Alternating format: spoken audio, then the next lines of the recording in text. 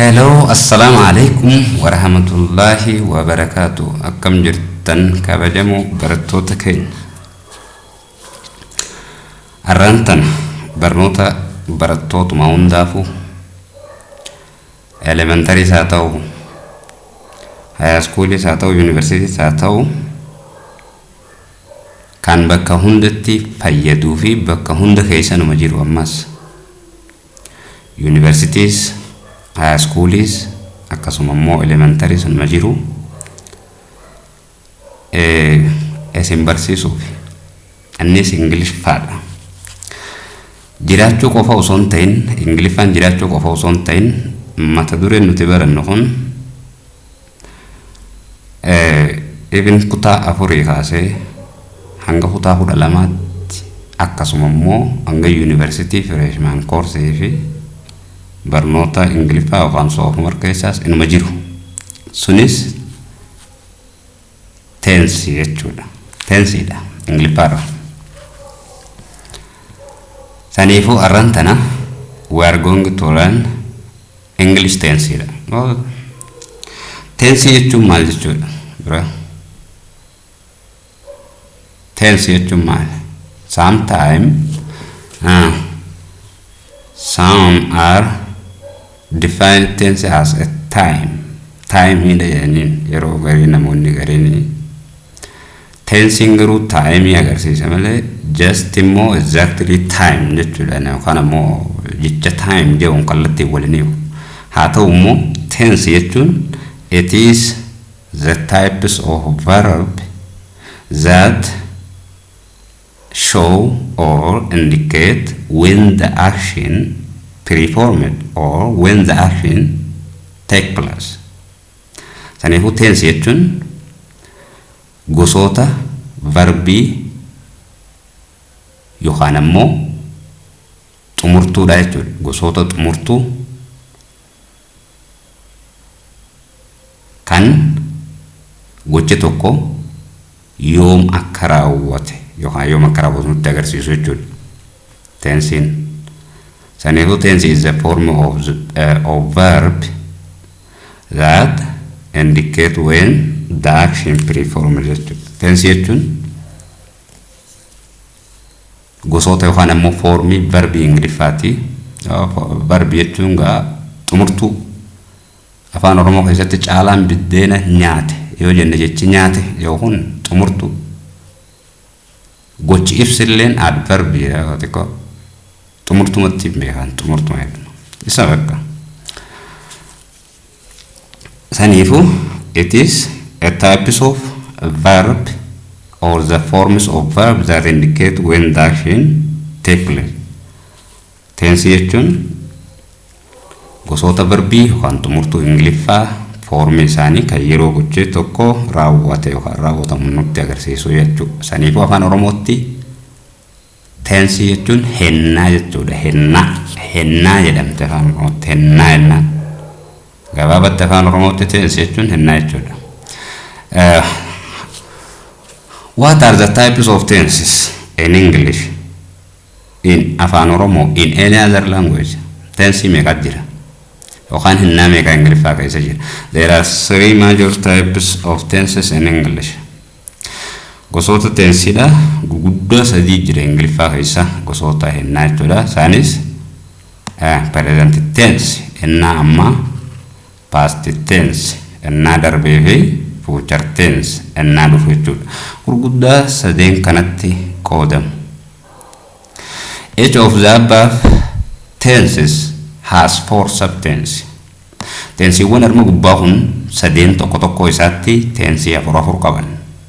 Present tense is 4, past tense illee 4, future tense illee 4. Waliin galatti 12 jechuudha. So as a result we have 11 tenses in English jechuudha. Tensii 12 qabnaa jechuudha.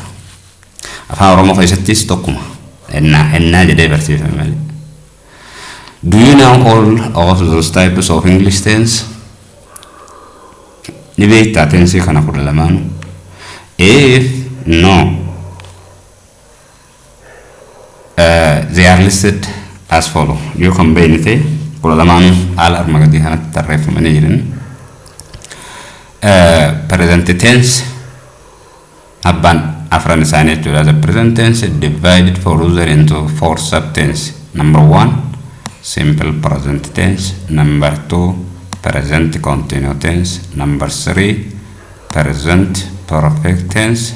Number 4, present perfect continuous tense. This is the same for the past. Past tense is also divided into 4 subtense. Number 1, simple past tense. Number 2, past continuous tense. Number 4, past perfect tense. And number 5, number 4, past perfect continuous tense. So simple past is further divided into 4 subtense. Number 1, simple past tense. Number 2, past continuous tense. And number 3, past perfect tense. And number 4, past perfect continuous tense. The same for future. The future tense is divided into 4 subtenses. So this is a simple number 1, simple future tense. And number 2, future continuous tense. Number 3, future perfect tense. And number 4, future perfect continuous tense. Kolma galattu kudha lamaan kana qabna. Isaan kana tokko tokkoon kan barannu ta'a wal jala. For today we start present tense. Present tense is only simple present tense jechuudha. Present tense irraa tokkuma laalla. Afur qabaa miti. Simple present tense, present continuous tense, present perfect tense fi present perfect continuous tense qaba. Nuti immoo present tense afran irraa simple present tense laalla. Henna amma irraa jechuudha. Hennaan amma simple present tense jechuun henna ammenna jechuudha. Simple present tense jechuun as keessatti the students in this section we focus on 2 important points. Waan lama irratti eeganna. Qabxii kana keessatti present irraa simple present eegalla. Qabxii lama gurguddaa hottate jeeffachuu qabnu jira. Tokkoffaan use of simple present tense fi lammaffaan ammoo formula or structure of simple present tense. Galaman kana use jechuun maal jechuudha? Use of simple present tense jechuun it means for which action or statement or in which condition we use simple present tense jechuudha. Faayidaa isii jechuun gocha kamiif, statementii kamiif yookaan ammoo conditionii haala akkamii keessatti simple present tense fayyadamna kan jedhu jechuudha faayidaan isii jechuun. So it implies that to express which action gochoota kam ibsuuf yookaan ammoo to express which statement we use the simple present tense. Gochoota akkam yookaan ammoo statement akkam faa ibsuudhaaf simple present tense fayyadamne jechuudha faayidaan isii use of simple present tense jechuun. Do you know which action or statement that we use simple present tense? Ni beektanii gochoota akkam ibsuuf yookaan ammoo statementiiwwan akkam ibsuudhaaf simple present tense fayyadamne ni beektanii yoo hin beekne immoo carefully follow me. As Kanifuga henna amma jenneeti henna amma present tense henna amma jenneeti isa jala ammoo simple present tense henna ammenna jennee eegalle jira. Isa jalatti faayidaa isaatii fi formula yookaan structure isaa ilaalleen. Use of simple present tense. Simple present tense maaliif itti fayyadamna? We use simple present tense to express habitual action. Simple present tense tokkoffaa itti fayyadamnuuf habitual action ibsuuf gochoota baratame yookaan ammoo gochoota habit itti taane kan itti madaqamne jechuudha. Habitual action gochoota itti madaqne. For example, he drinks tea at breakfast. Fakkeenyaaf inni fatara irra shaayii dhugaa yeroo hunda jechuudha. Shaayii dhugaa baramaadha namicha kanatti. He drinks tea at breakfast. Breakfast irra shaayii dhugaa ibarate habit itti ta'e jechuudha habitual action. She only eats fish. Isheen qurxummii qofa nyaatti foon qurxummii qofa. Amala habit itti ta'e. They watch television regularly. Isaan television ilaalan regularly jechuudha. Regularly galgalarraa ta'us galgalarraa guyyaarraa ta'us guyyaarraa jechuudha. So tanaafu tokkoffaa simple present tense habitual action gochoota itti madaqne ibsuuf jechuudha. Kan gargaartu jechuudha. And also we use simple present tense to express repeated action or event.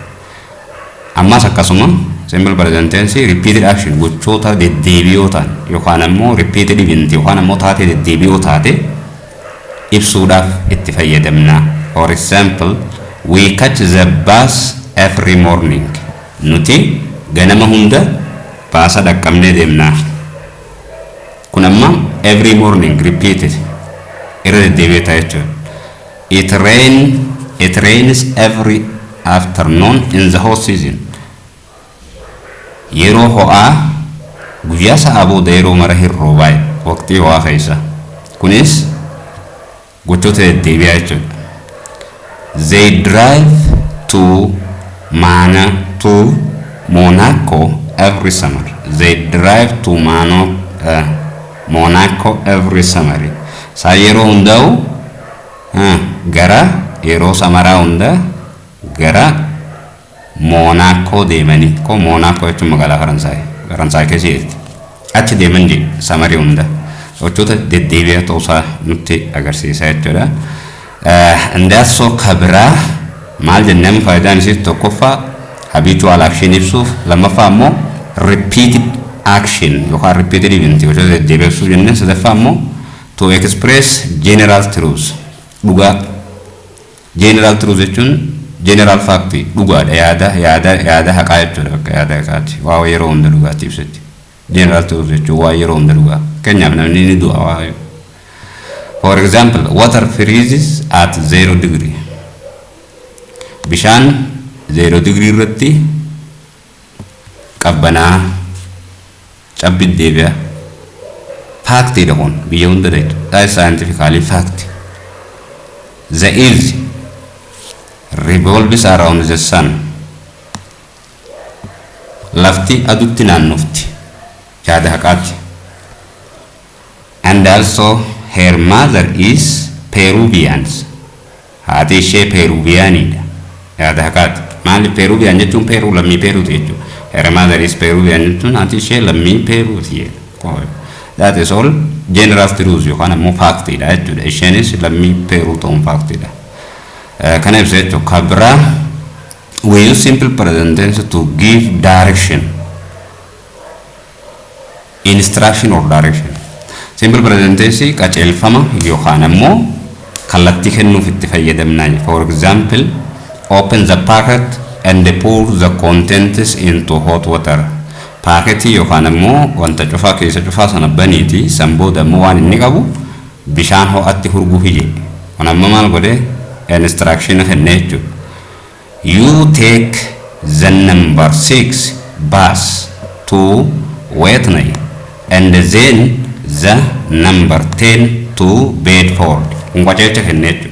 Dura lakkoofsa 6 baase lakkoofsa 6 fudhu. Eegas booda ammoo Wetney deemu. San booda ammoo zeen no number 10 fudhu Bedford hin deemi. Qaceelfama kan nu jira kun. Direction kan nu jira. Kadura instruction kalamada ammoo direction kan nu jira jechuudha. Direction kun direction jechuun kallattii nama qajeelchuu akkana ta'e akkasuma akkas ta'e ko instruction immoo ajaja. Kun instruction jechuudha. Kun ammoo direction jechuudha. Kanaafuu simple present tense direction yookaan instruction kennuuf itti fayyadamna jechuudha. Kabira ammas we use simple present tense to express or to talk about arrangement. Waan karoorfame takka himuuf dubbachuudhaaf itti fayyadamna jechuudha. For example, his mother arrives tomorrow. Haati isaa boru dhufti.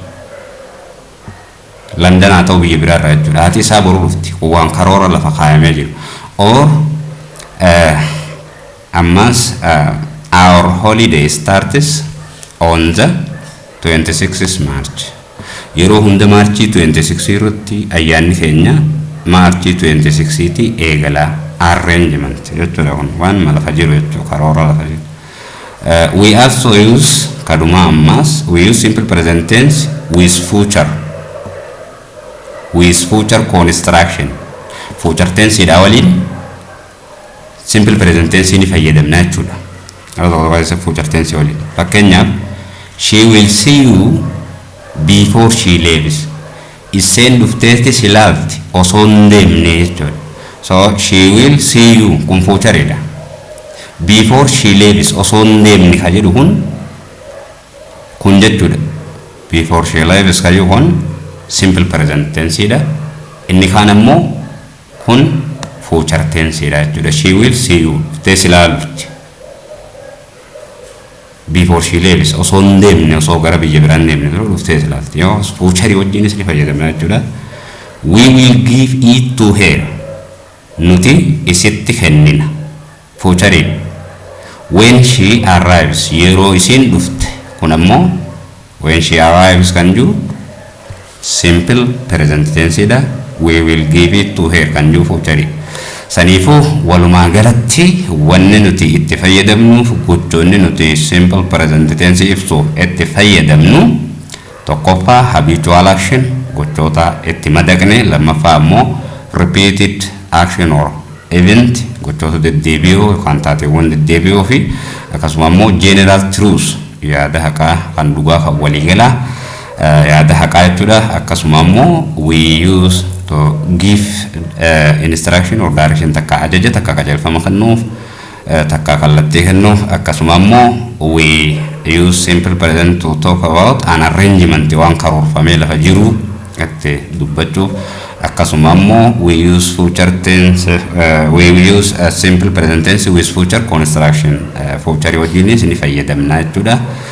Kanuma fakkaata kan itti aanu ammoo formula or structure of simple present tense as bakke ejoon formula qabdi akka herregaatti yookaan ammoo formula yookaan structure caasaa isii yookaan formula isiiti jechuudha.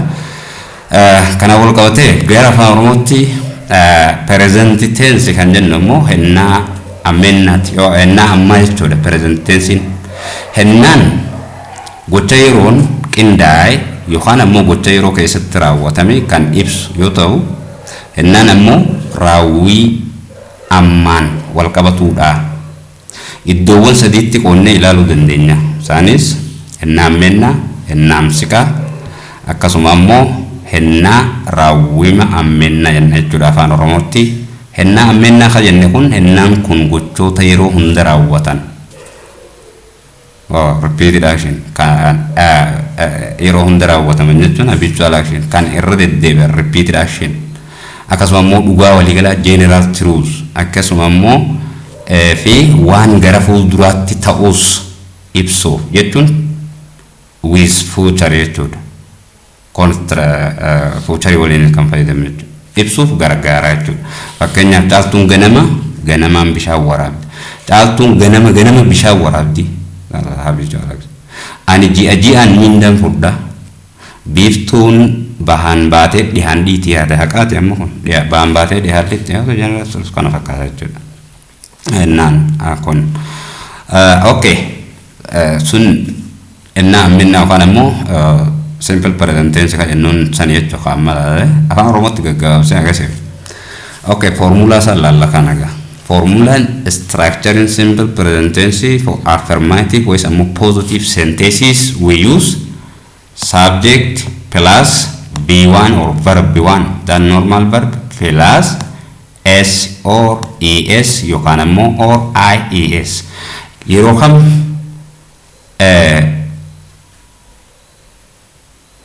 yeroo kami subject plus B1 qofa yerootti fudhatu jira.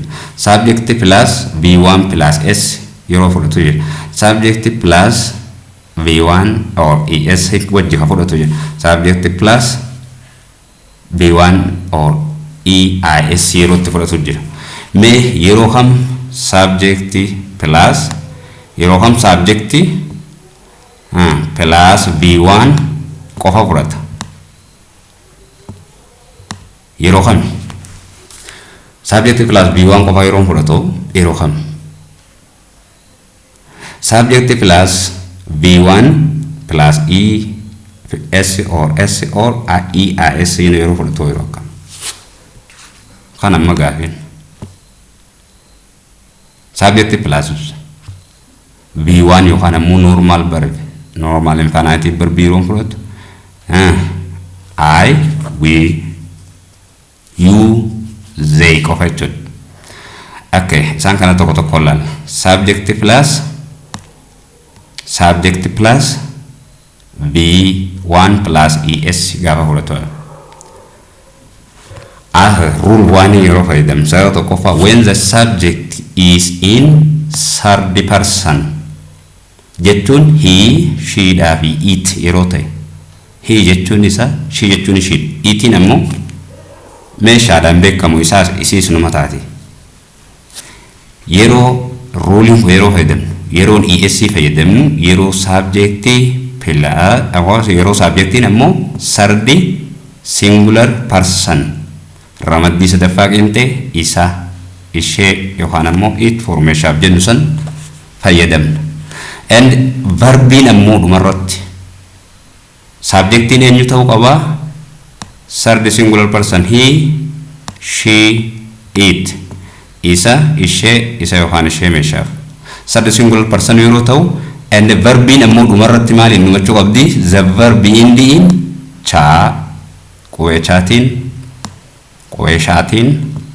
qubee ootiin akkasuma qubee saasaa qubee zz or qubee xiti yoo dhumatu ta'e verbiin dhumarratti yeroo sawwanni nuti idaanu add es jechuudha es yeroo inni dhufu yeroo subjectiin he, she, it tahee fi yeroo immoo verbiin subjectiiwwan kanaan raawwatame dhuma isaarratti cha, sha, o saa habba lamaa fi zz yookaan ammoo zaa habba lamaa fi xaa qabu est daanaa jechuudha warra kanarraa hin goonu yoommoo I, we, you, they ta'e normal verb jechuudha subject plus verb normal ma fayyadamna jechuudha warri dubbii qabu third singular person yookaan ammoo ramaddii qintee sadaffaa isa ishee it yookaan ammoo meeshaa ishee yookaan warruma kanaaf warri kun nagaya I,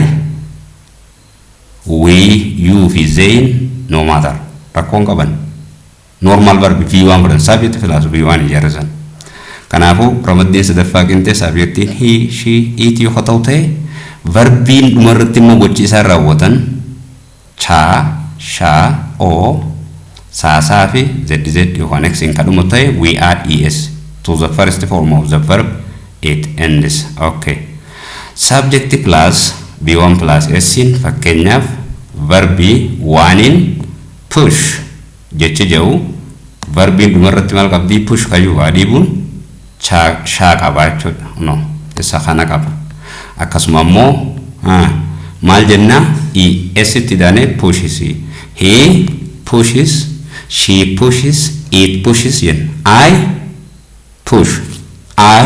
push hini daan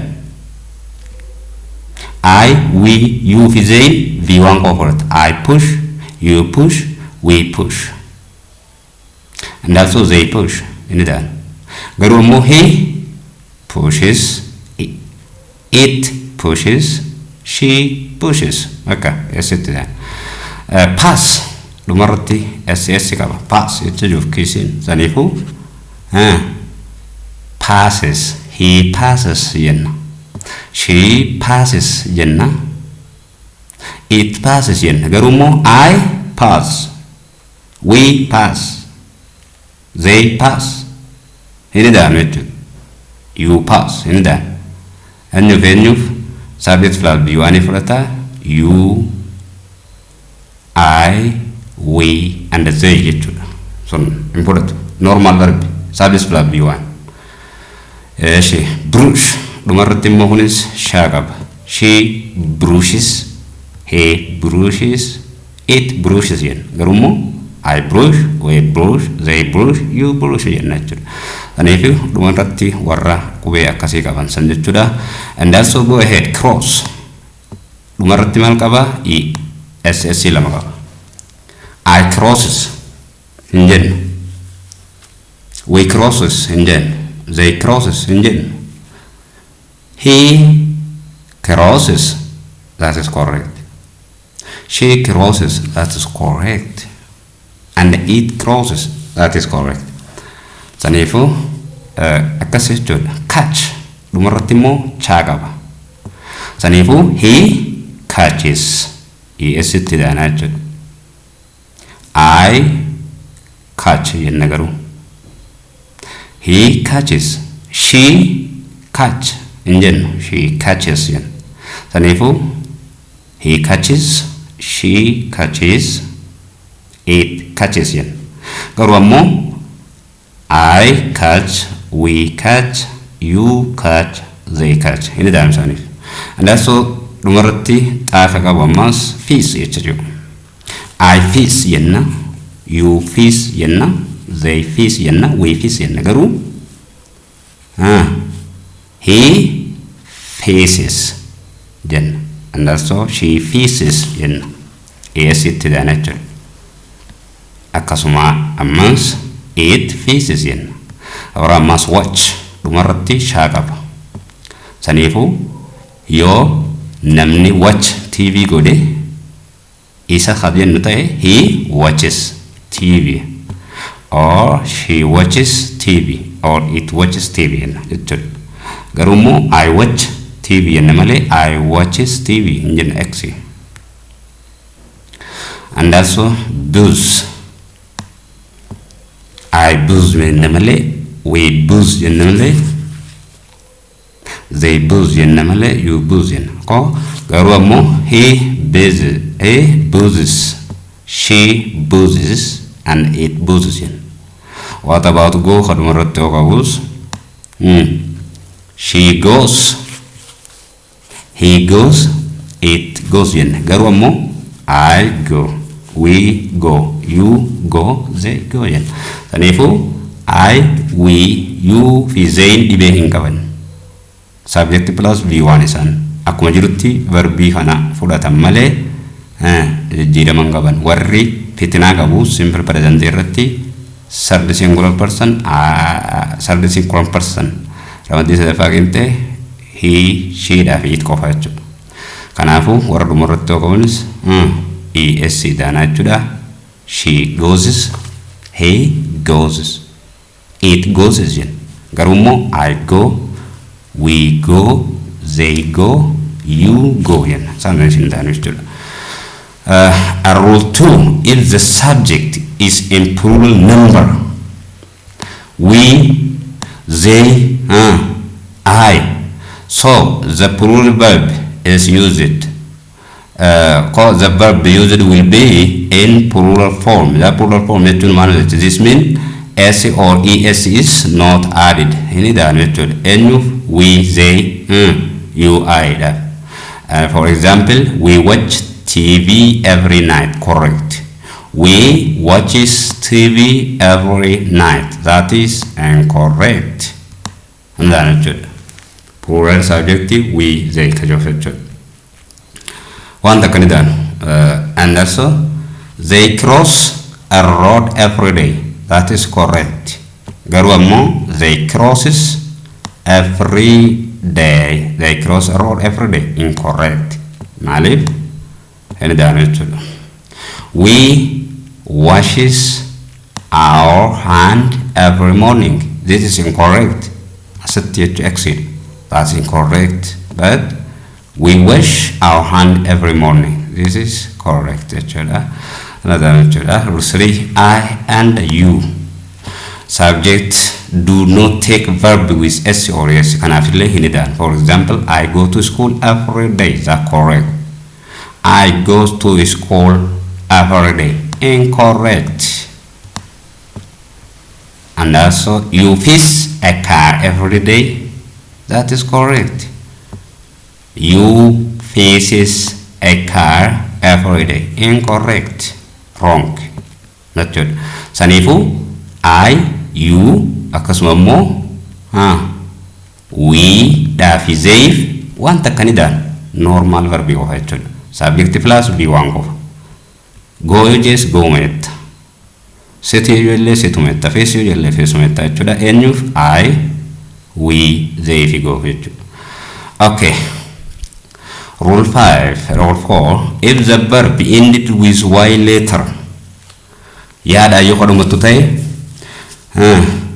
rule 1, if the verb ends in y and there is consonant, amma asirratti yoo verbiin dhumarra yaa qabaatte, he, she dhaaf fi it dhaaf third singular person warra fitinaa saniif warruma sanigaa kaftinaan dhaabbatu. I, we, you fi zayn balaan qaban jedha. Ko normal verb makanya. Verbi third singular person he, she dhaaf fi it yoo qataan ta'e verbiin dhumarratti qubee yaa qabaatte waa yaa dura jiru laalla. Yaa fuula dura jiru yoo dubbifamaa yaa dura jiraate yoo gartee dubbifamaa yaa dura jiraate yookaan ammoo consonant jechuudha. Yaa kana darbineeti I dhaan bakka buufna. We drop out y and replace it I. If the verb ended in y and y is preceded by the consonant. Yoo verbiin dhumarratti yaadhaan dhumatte yaa dura qubee yaa dura jirtu tayaan itti aanee barreeffame dubbifamaa yoo taate yaa darbineeti I bakka buufne inni achi booda immoo ESC itti daanaa jechuudha. This is added for to the verb for the subject of third singular he dhaaf she dhaaf akkasuma immoo it qofa jechuudha. For example, he always carry, that is wrong. Yaa fuula dura kan jiru qubeeraati. Hin ta'u yaa fuula dura jira saniifuu he always carries ni jenna hin jenna ammas hin ta'u wrong kunis. He always carries laalemma yaa kan fuula dura jiru dubbifamaadha. Yeroo yaa dubbifamaan fuula dura jiru verbiin carry jettu sana carrying C-A-R-R-Y jechuudha. Yookaan immoo cries boo'u jechuudha. That chorus kokorra cries that cries jechuun boo'udha. Hayame kunis hin ta'u kunillee hin ta'u SCs ni daanu. Sababaan isaa verbiin cry jedhu yookaan boo'u jedhu san dhumarratti yaa qaba. Yaa fuuldura ka jiru raadha dubbifamaa. Saniifuu yeroo kana yaa darbineeti dha yookaan ammoo I bakka buufne san booda yes goona. He always cries, that is correct. Akkana goonaa jechuudha yoo yaan dubbifaman hordofan. Fakkeenyaaf she fly to New York correct dha miti kunis. That's wrong. Sababaan isaa waa'ee fuula dura verbi fly jettu sana laadira. Laan ammoo dubbifamaadha. Saniifuu haala kana keessatti yaa kana buufnee darbineeti I buufne ES itti daballaa jechuudha. Akkasuma ammas she flies to New York wrong kunis hin ta'u S hin fudhatamu asirratti. So maali wrongidha jechuudha. Haala kanaan miti kagalu. She flies to New York kana correctidha. This one is correct. She flies to New York every year kana sirriidha. Sababaan isaa fly verbi jettuuf yaan fuula dura kan jiru qubeelaa dubbifamaadha. Yeroo kana immoo yaa darbineeti I bakka buufne ES itti daaneen. Eenyuuf she, he dhaa fi it dhaa fi jechuudha. Yoo ammoo I ta'e I fly to New York every year yoon je sirriidha. You fly to New York every year yoon je sirriidha. Akkuma jiru sanitti normal verbi akkuma barreeffamu ta'a. They fly New York they fly to New York every year yoon jelle sirriidha. Garuu he, she dhaa fi it dhaa fi yoo verbiin dhumarra yaa qabaatte yaa dura yoo dubbifamaan jiraate yaa darbineeti I bakka buufne ES itti daanaa jechuudha. Saniifuu fly jecha jiru kana maal goona teessida osoo hin ta'in yaa darbineeti I kanaan bakka buufne egas booda ES itti daana. She flies to New York every year. That is correct jechuudha. It carry a bag kunis wrong. Yaa dura dubbifamaa jira waan ta'eef dhumarratti immoo yaan dhumatte waan ta'eef carries IES itti daana jechuudha. It carries a bag hin ta'u wrong. Saniifuu maal goona yaa dura kan jiru dubbifamaa waan ta'eef hin darbina. San booda immoo it carries a bag. That is correct jechuudha. Akkana goona. Rule, the next rule, if the verb ended in y, garuu verbiin dhumarratti yaa qabaatte. Ammoo yaa fuuldura dubbiftuun jiraate. Vowel jiraate. Yaa fuulduraan dubbiftuu yoo jiraatu ta'e, dhumarra yaan dhumattu ta'e, dubbiftuu jechuun vowel jechuun A, E, I fi O fi U dha. Yaa fuuldura gartee verbiin sun dhumarratti yaa qabaatte verbii sana ammoo yaa fuuldura ka jiru qubee dubbachiiftuu akka A, E, O ta'u ta'e S qofa idaanaa jechuudha. Before Y, then we only add S. Eenyu fi he, she dhaa fi itiif. We added S only to the first form of the verb or third singular person. He, she dhaa fi iti dhaa fi jechuudha. Verbiin san dhumarra yaa qabaatee yaa fuuldura qubeen dubbiftuu yoo ka jiraattu ta'e kan akka A, E, I, O, U yoo ta'e yaattuma dhiifnee S qofa idaana. Don't forget that. For eenyu, he, she and itiif. Garuu immoo you, I, we, they kayyuu rakkoon qabu. Akkuma inni jiru sanitti verbuma jirtu san keessaaf simple present keessatti saniifuu. For example, he play football every day. Yaa fuula dura kan jiru aadha. He play hin ta'u. Hin ta'u. Wrong. That is incorrect. And also, he plays amma gaa yaa darabee EIS goosee. That is wrong. Hin dalagu heerri kun isa. That's correct. He plays football every day. That is correct one. Amma kana kasirri. Yoo yaa fuuldura dubbiftuun jiraatte S qofa idaana. Yoo yaa fuuldura ammoo dubbachiiftuu ta'e verbiin dhumarra laal yaan dhumachuu qabdi. Gochi sun yaadhaan barreeffamni gocha sanii yaan kadhuma ta'e yoo yaa fuuldura dubbiftuun jiraatte yaatti dhiifneetuma S idaanaaf. Eenyu he, she dhaa fi itiif. Yoo ammoo yaa dura dubbachiiftuun jiraatte yaa darbineeti IES goonen saniifuu he play football every day. Incorrect.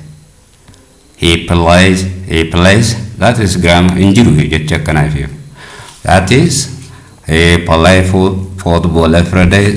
Correct. Akkanan jaamu wrong dha. He plays football every day. Yaa fuuldura dubbiftuu jira jechuudha.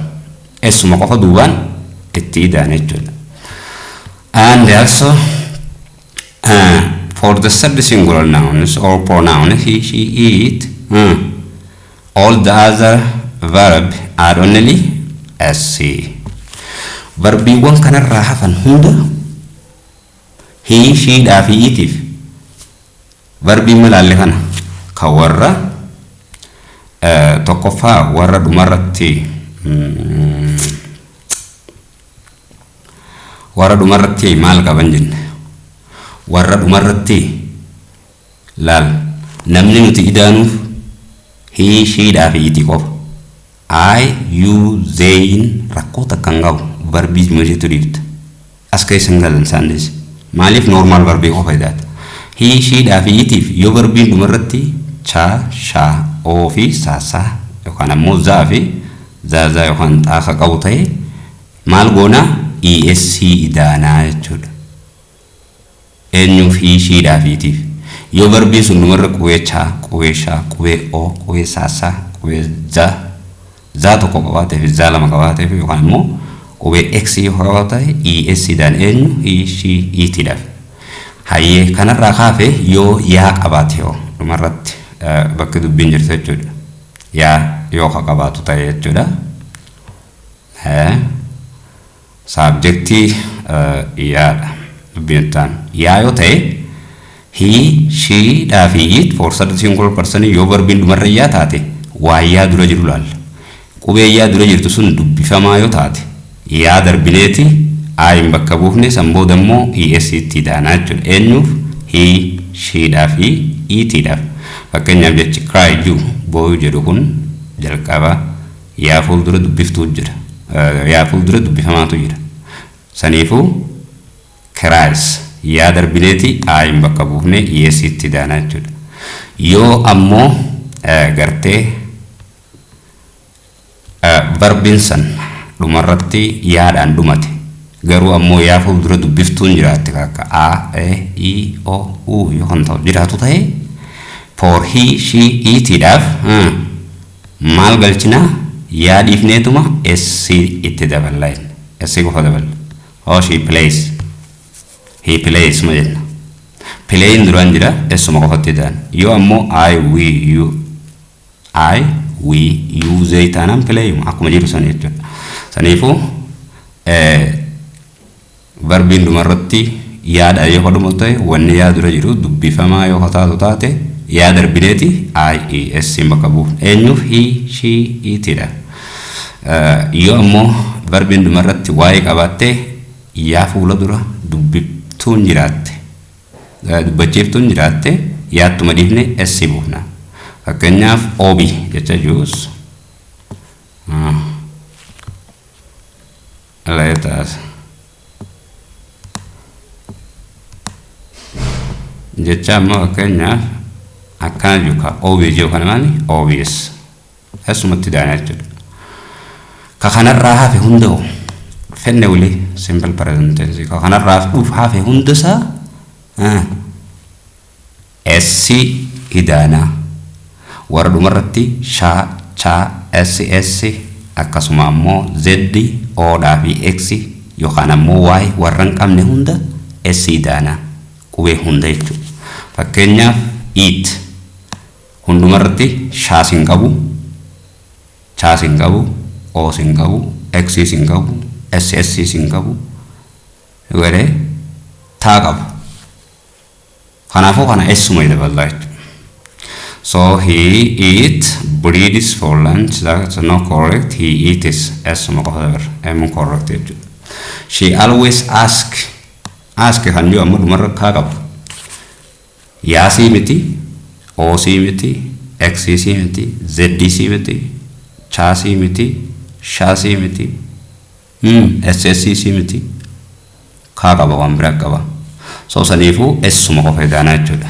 she asks many questions she always asks many questions she always asks kan jenna jechuudha so saniifuu verbiiwwan jechuudha asirratti verbii biraa kanneen seerota armaan ol ilaalle lamaan san warra dhumarratti o x z ss cha fi sha warra qabaniin fi warra dhumarra yaa qabaniin ala seerota lamaan san ala verbii hunda s qofa itti daballaa jechuudha dhumate on jechuudha or verbii kan immoo for the first plural person we you the first plural person jechuun we nuti ramaddii qinxee ramaddii dura qinxee baaqee jechuudha we does first person immoo I and the second person you and the second plural person illee you singular is you jechuun ati you jechuun ammas isin mataa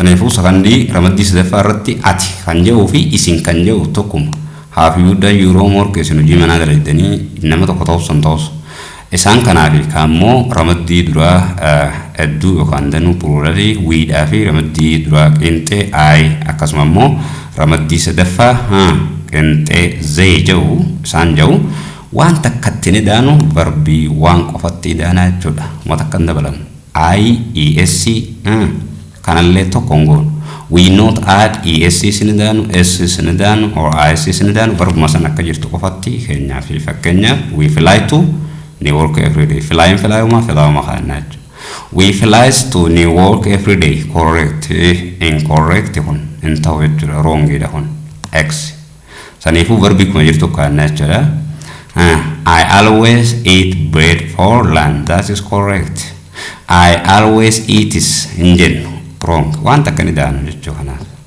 and they play football every night correct they plays football injen wrong asanada you fly to UK that is correct you flies to UK injen x so sanifu alhamna jechuudha she flies to UK that is correct she flies to UK wrong sida fakkasimit kana fakkaata an simple present tense da jechuudha kabira serra fe do fi das do kan fayyadamnu I, we, you fi they. Doesn't ammoo he, she, it.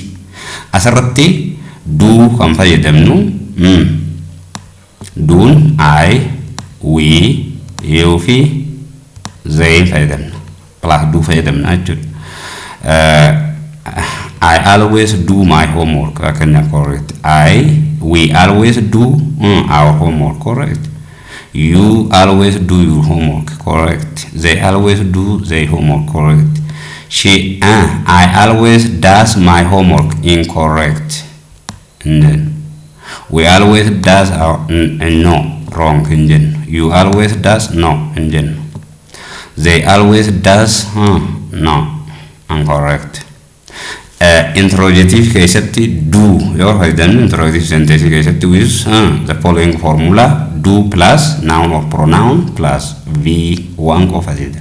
For example, do you go to school? Interrogative. Do I go to school? Geography ta'u jechuudha. Habira do as a main verb and do as auxiliary verb. Do akka lama fayyadamu. Do auxiliary verb fi do as a main verb fayyadamna. Akka main verbitti fi akka auxiliary verbitti verbi metattuutti fayyadamna. We use do as auxiliary verb in interrogative form with do as a main verb. Fakkeenyaaf do I do my homework? Inni do I do my homework. Inni dura auxiliary verb, inni booda immoo main verb jechuudha. Do we do our homework? Inni tokko inni dura interrogative do hayusan auxiliary verb inni lammaffaa immoo do our homework haju main verb jechuudha. Do akka lamatti jechuudha. Do fi doesn't with does inni fayyadamna he, she dha fi it plus does it. Asirra wanni qabachuu qabdu gaafa isa kana fayyadamte does gaafa fayyadamte ESC da IESC da TV akkasuma immoo SC daanaan hin jirtu wanni qabachuu qabdu. Use fayyadamtaanaan SC maareen hin ida'amu kana qabatu. She always does her homework. He always does his homework. It always does its homework. Okay, does fayyadamnaan. If we use does in interrogative form, we use the following formula for does in interrogative sentence. Does plus noun or pronoun plus v1. Sanifu does gaafa fayyadamne v1 fayyadamne malee SC, RSC, ES hin jiru. Does she goes to school? Wrong imma asirratti. Eega does ichi fudhate asi gooma jechuu qabna jechuudha. That's wrong. Does she go to school? That is correct. Eega does fayyadamne asirratti ESC da SC da wala IES hin ida'anu. Does she flies? Kun sirriidha? Wrong. Absolutely. Does she fly jechuu qaba malee jechuudha. So when does is a main verb in interrogative, when we use does and a main verb, we change it into do and interrogative. We use formula for the following: does plus she, he, or it plus do that. For example, she does her homework. That is a main verb. In interrogative, we change it into do. For example, does she do her homework? Sanifu amma fakkeenyaaf ka duraarratti she does her homework kajuu kun asirratti main verbiidha jechuudha. Garuu immoo yoo interrogative verbi ta'e we change it into do jejjeera jechuudha. For example, does she do yeroo interrogative dha her homework. Isa asitti does ta'esan nuti immoo maal jijjiirra duutti jijjiirra yeroo kam yeroo interrogative does in duraan dhufe jechuudha. Does she does her homework hin jennu wrong jechuudha. Does she do her homework? Main verb as keessatti amma she does her homework kan jiru does in main verbiidha. Ishiin ishii mana hojjetti jechuu agarsiisa. Garuu immoo yeroo hiikkatti yeroo garagartee gaafiitti deebinu ishiin hojii manaa isheen hojjetti jennee yoo gaafannu taate yeroo san isiin hojii manaa ishee ni hojjetti yoo jennee deebisnu taate amma isheen hojii manaa ishee ni hojjetti.